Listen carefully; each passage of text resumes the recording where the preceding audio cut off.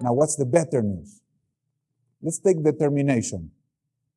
What do you need? If you really, if you value determination, Socrates said, a good life is a life where you would put yourself in your list of admirable characters.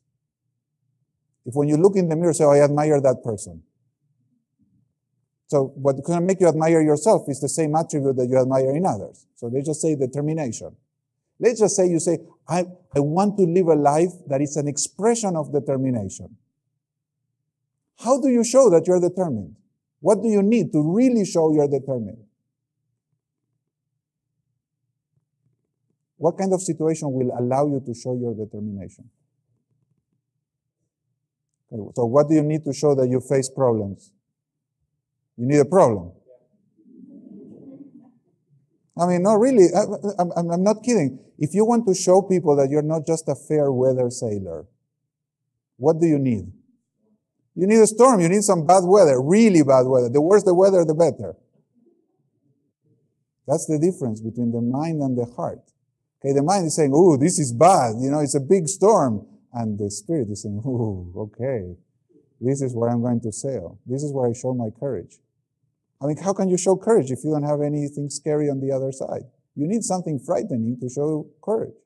So if you really want to show courage, when the frightening thing comes, you don't say, "Oh, I wish this wasn't here." Say, "Oh, no, this is my chance."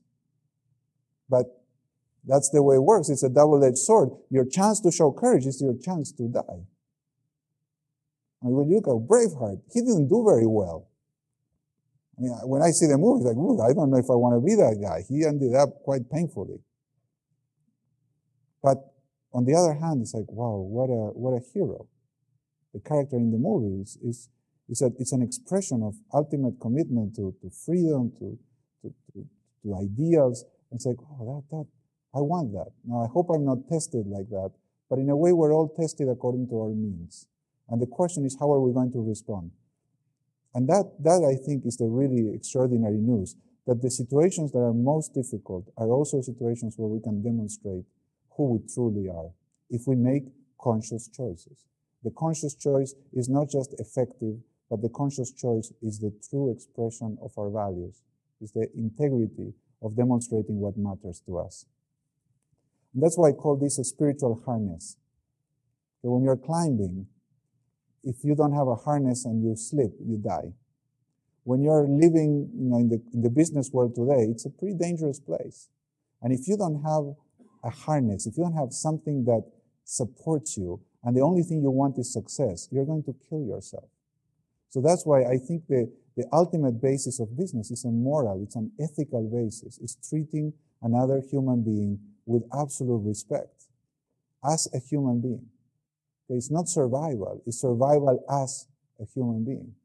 To survive, you can go kill people and steal from them and say, "Oh, well, I need their things, so I'm killing them to take their things, and then I can survive." But then you survive as a murderer, not as a real human being. You're destroying the basis of what you want to preserve. Yeah, you're alive, but you're alive like a predator, not alive like a human being. So this spiritual harness in the Eastern tradition sometimes is called your true nature, dharma. The word dharma is translated sometimes as duty, but it also means your true nature. And it's a very profound philosophical principle that your life is really an expression of your true nature when you live it consciously.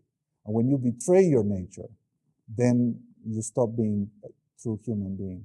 So it's this yoga posture, it's called the warrior pose. But yoga is a very interesting metaphor for how we live life. What you're supposed to do in yoga is to take a pose that is quite uncomfortable and then learn to relax there and to breathe and to find your balance, to find your truth in that pose. And in a way, that's what we do everywhere. I mean, in business, in academia, in our life, it's like we put ourselves in these awkward situations and then we say, can I relax here? Can I be truly myself? Can I express my true nature? Can I express my courage when I'm facing this storm? My perseverance when I fail again and again and again. And that is the opportunity that I see when one does business consciously. So remember this idea that business can be a stage where people express their values. It's not just a place to produce, but it's a place where we blossom, possibly as human beings.